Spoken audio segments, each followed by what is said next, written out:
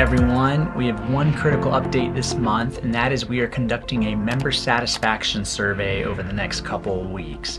Our members will be scoring each department in a few miscellaneous categories on a scale of 1 to 10, and they're going to be telling us what we are doing well and what they'd like to see us improve.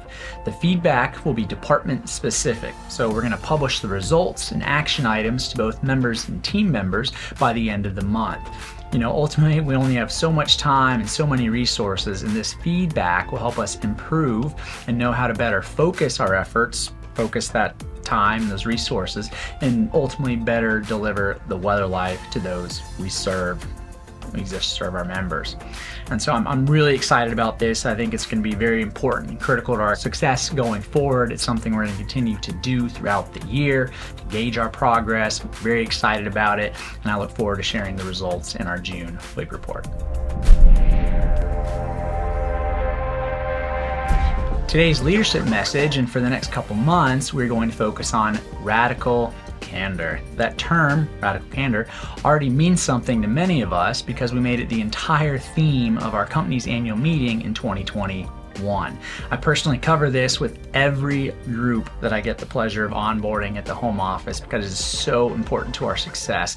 I also think it is so fundamental and important and helpful, useful from a personal standpoint, and how we want to help each of our team members, all of us personally as well as professionally. So the concept of radical candor comes from a book titled Radical Candor, go figure, authored by Ken Scott, a former Silicon Valley tech executive.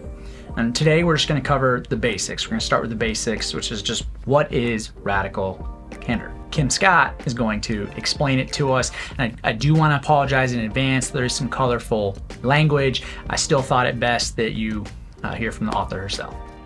I'm Kim Scott, and I'm the author of Radical Candor. It's a very simple idea, and if you can put it into practice, it will help you do the very best work of your life and build the best relationships of your career.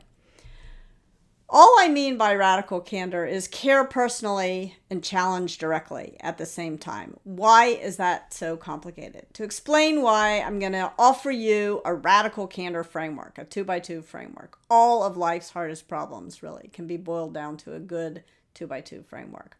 Care personally, challenge directly. Let's take each dimension in turn. First of all, care personally.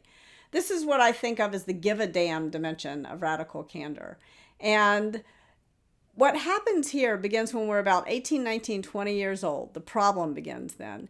We're right at that moment in our lives. We get our first job, but our egos are maximally fragile and our personas are beginning to solidify. And right at that moment, someone comes along and says, be professional. And for an awful lot of us, we sort of translate that to mean to leave your emotions, leave your true identity, leave your humanity, leave everything that's best about you at home and show up at work like some kind of robot. And you can't possibly care personally if you're showing up at work like some kind of robot.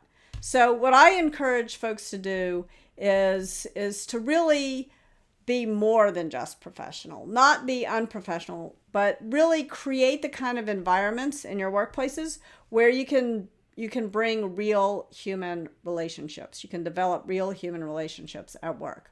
However, love is not all you need. You also need the other dimension of radical candor. This is what I think of as the challenge directly dimension, or the willingness to piss people off.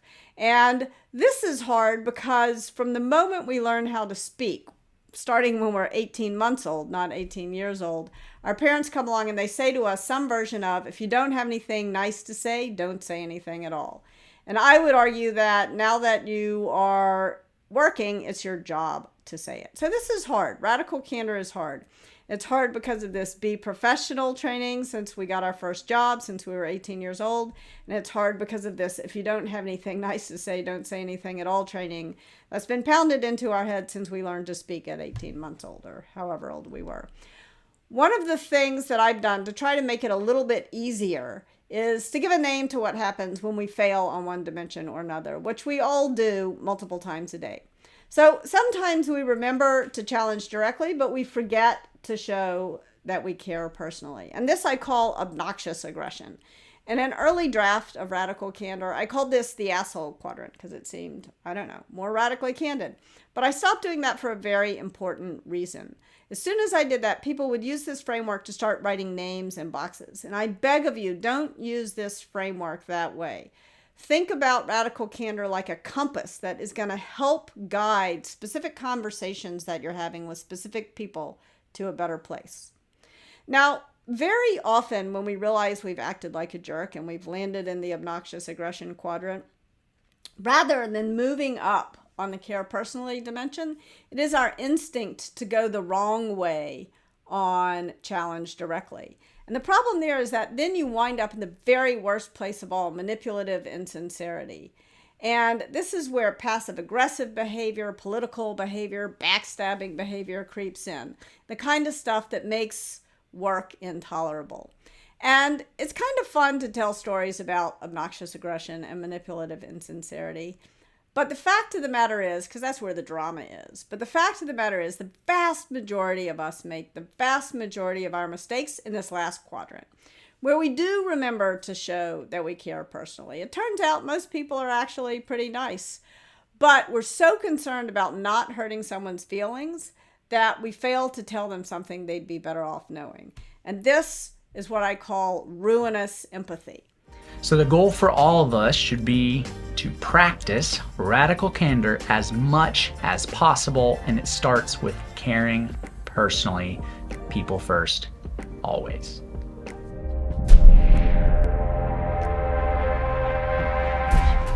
All right, so this month's team member benefit highlight is SLC Career Pathways. May marks the 1-year anniversary of officially launching this program. We'll continue to improve and refine it, of course, the pathways that is, and our goal today is to ensure that everyone is at least familiar with them. So the number one goal of Career Pathways is to help you grow and advance with us and in your careers. Our pathways give a tangible path you can take to elevate yourself and your career within our company and beyond it. And so for a quick overview, we're including last year's launch videos in today's WIG Report. Hello, my name is Adam Sears, and I'm the Regional Director of Dining for Senior Living Communities. Coming up in culinary arts, I don't think any chef would be where we are without another chef showing us how to get there. So we want to foster that environment, the environment of learning, the environment of mastering a skill set. And we think there's no more important skill set than coming up through the kitchen and becoming a chef. If that's something that you enjoy and something you have a passion of, we want to foster that. We want you to grow with us. We want to offer you that opportunity to grow and become a better chef. What that looks like at Senior Living Communities, we have a program called the Culinary Pathways. This allows you to join our culinary team at any level. If you're coming right out of high school with a I just want to learn culinary. I have an interest in maybe becoming a chef. I've seen it on TV. Come on in. We have a cook position where you start and you learn the basics, and we teach you the where you are, but then we offer you the ability to move up through those levels of cooks. We have a cook 1, 2, and 3 position that really move based on your skill set, and then those pathways are recorded in kind of a succession. This is what you need to achieve to get to a cook's shoes status. And we don't just hand you the book and say, toodaloo. We hand you the book and we work with you. So whether you're working on knife cuts, whether you're working on your sauces or a proper saute, you're gonna have a culinary trained person who will be with you, walking you through those steps, so that whether you work for us for a year or 5 years, you're gonna be better when you leave our communities. You're gonna be a better cook, saute cook, grill cook, chef, what have you, because we want to be part of growing you. As a young cook, why would I work in senior living? The way we're moving and dining in our company, it matches any independent restaurant that you're gonna go to, with the exception of you're not cooking in the kitchen until 1 o'clock in the morning. You're not having to stay until 1 or 2 and do dishes. We offer you a quality of life. We offer you work to life balance. We want you to come in, enjoy what you cook, have a passion, enjoy what you do, but we also want you to enjoy what you do at home as well. If there's anything that we know about seniors, they're not eating late. So a lot of times we're out the door when most restaurants just get their first push. So this is something that it's important for you to have that work-life balance, but still grow as a chef, not throw that away just so that you can leave early. We provide both of those options for you in our dining department. So a big takeaway working in our culinary department is the mentorship. It's the pride that you have for the food that you put out. Our chefs take great pride in the food they make, and they take great pride in training those who want to be part of that. We offer tuition reimbursement. So that's another great perk that this company offers, is if you wish to continue further than what we could do within our doors, we want to continue that with a mentorship program or a reimbursement program. If you go to a culinary school and get those degrees, we offer those programs so that you can grow. Our entire mission is that anybody who works for us, we want you to be better than what you were when you first came to us. We take great pride in growing people, whether it's in culinary or in any other department. We take pride in growing people and making them better than they were when they got here. My name is Angela Giss, and I have been with Senior Living Communities and Wellmore for 20 years. I'm excited to announce a new program that will foster growth, leadership for our care services team members. If you're interested in growing personally and professionally, this program is for you. It will open your eyes to other areas of growth in healthcare. The program is called Culinary Pathways.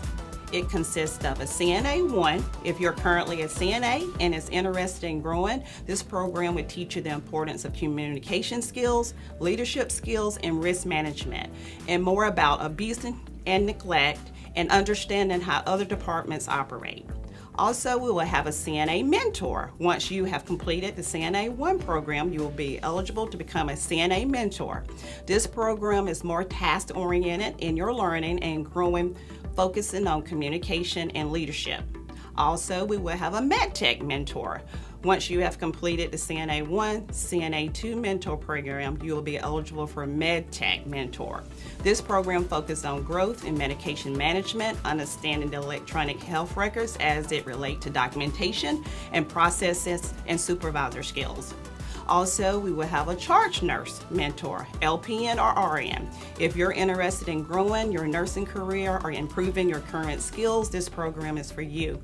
In this course, you will improve your communication skills, clinical leadership skills, and increase participation in clinical calls, nurse management, and more understanding of long-term care industry. This course will provide you with the opportunity to attend an education conference and participate in management programs. Each care path takes 90 days minimum to complete or longer, and after you pass the test, you're also eligible for a pay increase. We are excited to be offering this new program. This is what opportunity for growth. It also helps you to see what other departments, what are their daily routine, and are you ready for this? We're excited about the new program, and we want you to grow with us. If you're interested in learning more about these programs or want to get signed up and started, please contact your supervisor. Through our career pathways and other programs such as Elevate, we will continue to create opportunities for you. This is part of delivering the Weller Life to you, our team member. Take advantage of what we offer. I'm told no one will watch this if it's greater than 10 to 15 minutes, so that is it for today. We don't want to shortchange our heroes, so we're saving them for next month's video. Thank you again for each of you does day in and day out to enrich the lives of our members and your fellow team members. Thank you for tuning in. Live Weller.